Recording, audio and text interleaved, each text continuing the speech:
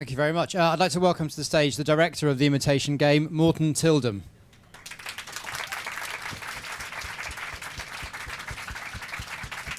Welcome. Thank you very much. Welcome to the Apple Store. Thank you. Congratulations on this film. I know we're talking about this film pre the release, so I'm assuming nobody here has seen it. Has anyone happens to have seen it by some way? There are 3 people here who have seen it. Perhaps at the London Film Festival? Perhaps? Maybe we'll see. But most of you won't know, so we'll have to be a bit coy maybe about some of the story. But I mean, I can say that it's a very intelligent thriller in some senses, although it's much more than that. Also, it's both a tragedy and a celebration. What did you feel? Maybe that's the place to start, actually. What did you feel about that balance between it being a tragic story but also a celebration of a life which has been, certainly has been ignored up to a certain point? I mean, we wanted it to be. I mean, I didn't want to make it dusty old history lesson kind of film. I mean, I wanted it to be funny. I wanted it to be engaging. I wanted it to be thrilling because that's how I felt his life was. It was so. It was such a unique and fascinating and special man, and I think his legacy deserves to be spread wide. And I mean, like most people, I love history. I thought I knew a lot about history, but I was shocked how much of Alan Turing's life I wasn't aware of. So when I read the script, and I think that's. To me, he was a mystery, and that's why I wanted to make the movie sort of like an unraveling of a mystery, of a puzzle. He was obsessed with puzzles, and this thriller that became his life. This awkward mathematician who became this British super spy in many ways, involved in MI6 and in the center of all this high top secrecy. You mentioned legacy there, and I mean, we're sitting here in the Apple Store, so I think we should deal with legacy a bit more directly. I mean, here we are, a place where modern computing meets the public, essentially. And Alan Turing, I think at the end of the film, Alan Turing is described as, I'm probably paraphrasing, the father of modern computing. I wonder if you could pick up on that and just explain. He was 23 years old when he wrote a paper on computable numbers that theorized the computer. This is in the 30s. And he actually theorized what a computer will be able to do and not be able to do, and it still holds true. It's what we call Turing compatible. Just the idea of creating a machine that's not only programmable, but is reprogrammable, that can, make a calculation and then decide what to do next based on that calculation. I mean, those ideas were his. He was the first to came up with these thoughts, which is remarkable. And at that age, and his achievements are, so staggering. He was obsessed with artificial intelligence and artificial life, and just to have those ideas and these visions for the future is remarkable. And it's not something that's directly addressed in the film, but I know that it has been said that even the Apple logo is inspired by Alan Turing's life. How much do you know that to be true or not, or it's a nice idea? Or? I don't know how much people know, but Alan Turing took his life by taking a bite of an apple, which he had covered in cyanide. So he took a bite of that, and that's how he killed himself. And there's this myth that's the Apple logo we all have, is Alan Turing's suicide apple, which is kind of mind-blowing when you think about it. And we shot that in the film. We had that scene. Oh, really? In the scene. But first of all, Steve Jobs has gone public and said he wished it was true. Unfortunately, it's not. So we left it out, and it took the focus a little bit away from what he wanted. I mean, it's not only just about Apple computers, even if it's today. He's sort of like the forefather for all computing. I mean, we sort of like owe him. Every time we pick up, the thing we have in our pockets or in our bags, and use it, we should think about him because he started it all. He was the one who envisioned this all and started this technology. It's a great story, and as you say, it should be true, even if it isn't. Like many great stories, we've got a couple of clips which we're going to see during this discussion. Then we're going to open things out to you for some questions. So do think of anything you'd like to ask. If we could see the first clip, thank you very much. It comes towards the beginning of the film, and it's when Alan Turing comes for an interview at Bletchley Park, where he later works within the code-breaking team. You mentioned earlier on, actually, that one of the things you wanted to achieve with the film was that it should be funny, and it certainly is, and a lot of that comes from the presentation of Alan Turing's character, and certainly actually as that scene goes on as well. I wonder if you could talk about the personality of Alan Turing as you wanted to explore it in the film, and so especially in terms of how he interacted with other people. I mean, he was such a fascinating, because he's such a many-layered and complex character, and he's so strong and driven and almost arrogant, and at the same time awkward and at times shy and fragile. So it's such a. I wanted this movie to be sort of like a celebration of being different, of being unique, and not, sort of like outsiders. And Alan Turing became sort of like this outsider.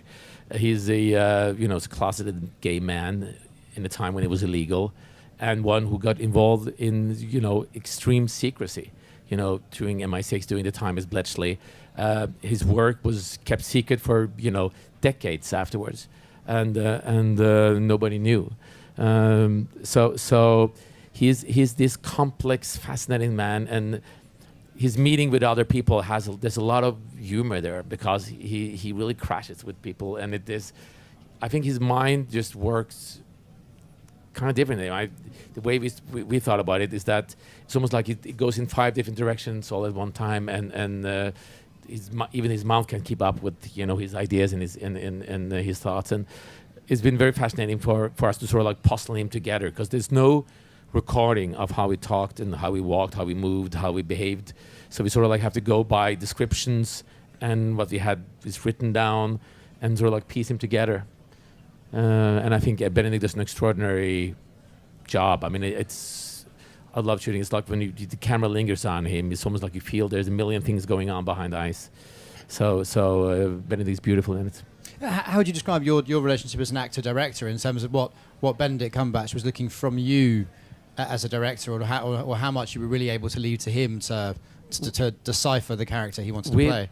You have to work really close together, the whole process. I mean, I insisted on having rehearsals before, which is now getting more and more unusual. So we had 3 weeks of rehearsals to get this group together and to really, in many ways, do all the things you should not do, make all the mistakes, and create this atmosphere, create this like family unity bond where it's okay to fall on your face and be stupid and try things, and we can really push all the characters and figure out their relationships. And I think it was great for Benedict to also try out all the physicality of the part, and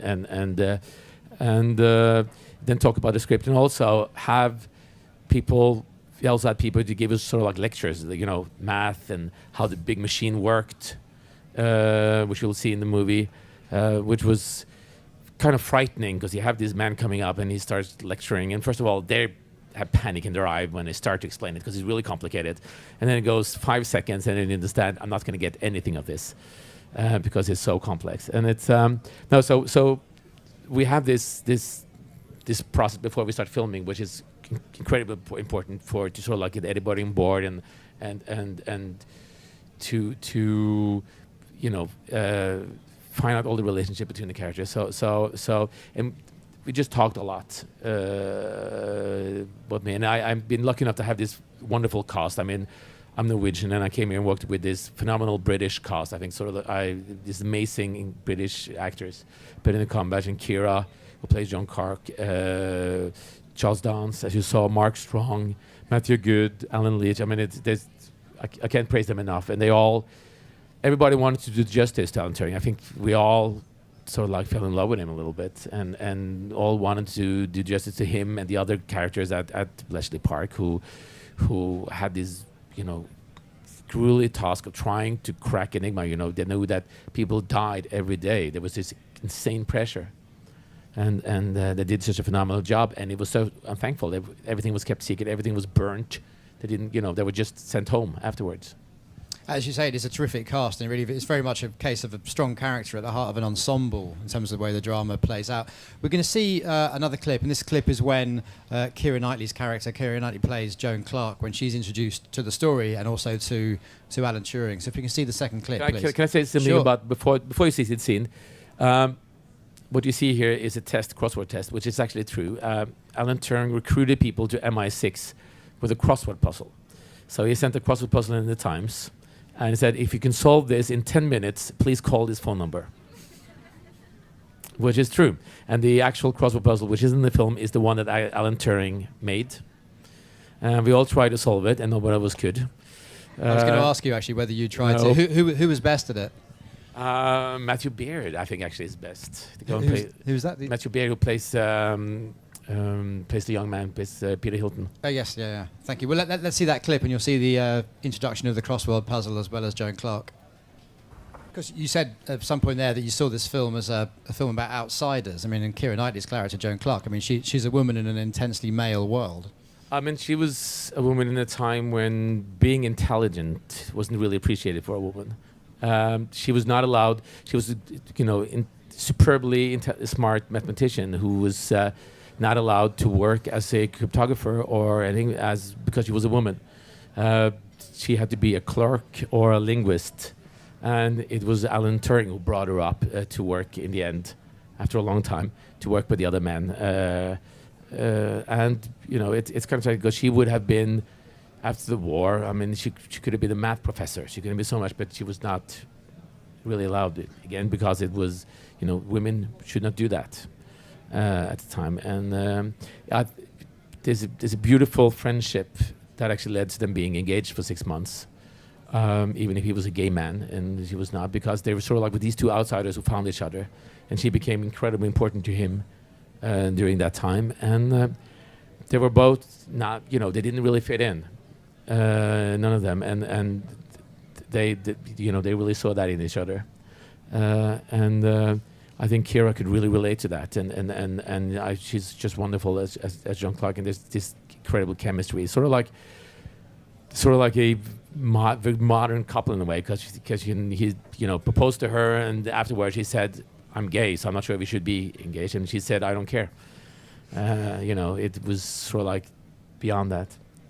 You mentioned how you, in your rehearsal, you had lectures from mathematicians or scientists coming in to inform you before you went into the project. I think one of the things the film does very well is not lecture us in terms of its ideas. I mean, Alan Turing is obviously dealing with incredibly complicated mathematical, scientific ideas, but you don't present them to us in essay form, to put it crudely. I mean, did you feel that I mean, this is as much a question on behalf of the writer, I suppose, that you wanted to embed the ideas into the character, into the story? I mean, we talked about it a lot. I mean, it's we didn't want to sort of like drag down the narrative by going, specifics on the math and on the science. But at the same time, we wanted it to be in the movie. So there are discussions about it. You will feel it. And also, the way he broke Enigma is extremely fascinating, because Enigma is unbreakable. The thing that he actually invents is what's called crib-based decryption, which means that he finds the human flaw. He understands that, okay, there actually is some words which you can expect to be there. So he has this machine trying to find the words that he thinks will be there in decrypted messages, and that's how we break them. Which actually was really, a new way of looking at it, and that's how we did it. And that whole process, how he comes to that, is part of the movie. And I think Alan Turing is also very as fascinating as a philosopher as he is a mathematician. I mean, his ideas on what it means to the Imitation Game, which is the paper he wrote, deals with what it means to be human, what it means to think, what makes us human. Because he's, and it comes to that. So how can we say a machine cannot be human if it then can think to a level which we can? And what does it mean to be that? And it's really fascinating. We are only human to the degree that we can convince other people that we are. And what makes us then different from a machine. So his thoughts and ideas are really fascinating. We've only got 5 minutes left, so I'd like to open things up to the audience. I believe there's a microphone going around, so who'd like to ask a question? Who'd like to kick things off? There must be a question out there lurking. Anything? Hi, you've talked a little bit about the sort of mathematical elements implementing to the film. Was most of that sort of built into the script, or was there a lot that you had to sort of think about with sort of expert advice to try and sort of get that accurate? We did a lot of research during the script making. I mean, Graham Moore, who wrote the script, did a lot of that beforehand. So it was all part of the script. We come there for. So I think both Graham and we spend a lot of time reading up on it, so it's to make sure that it is accurate and we actually represent his ideas. The math expert we had was like, there's a lot of math symbols. Every time there's anything like a number or anything, equation or anything in the film, we wanted to have somebody there who actually can make sure that we did it right. We wanted to make it as accurate as possible. Like all the Enigma machines you see in the movie is actual Enigma machines from the Nazis that was used during the war. The big machine he built is based on the real machine he built. It's the school Alan Turing went to. The scenes from him and when he was at school and was a young boy is the actual school he went to, which are a lot of the interiors at Bletchley. So a lot of that was really important for us, that make things accurate. This is, we wanted to do justice to his legacy and make it right. Thank you very much. So another question down here. Hello, good evening. Actually, do you have any advice for new directors and actors? Wow, that's Advice. a big one. That's a big one. Just something, just one advice. Everybody is individual. Every actor, every director has become a director or actor by following their own path. I think the only thing you can do is to be passionate and really true to what you really care about. Don't try to do anything which you don't believe in because you think it's the right thing to do.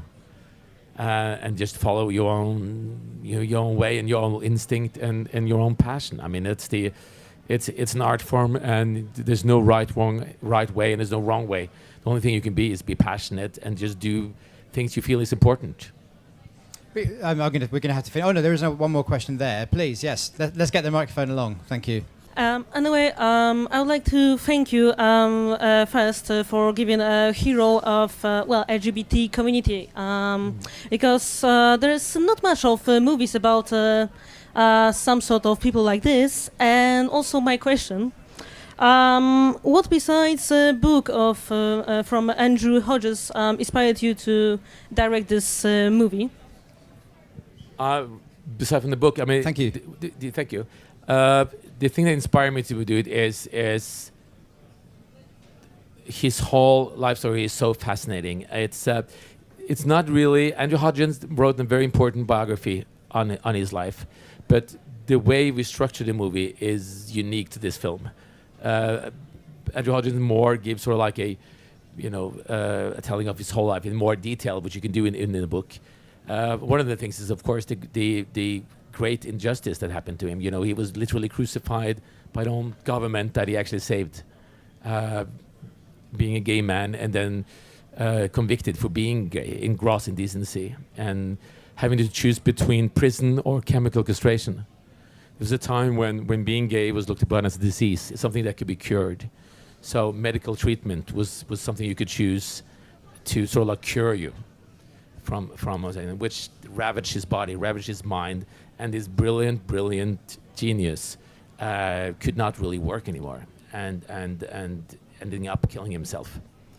So in many ways a tragedy. This man shortened the war.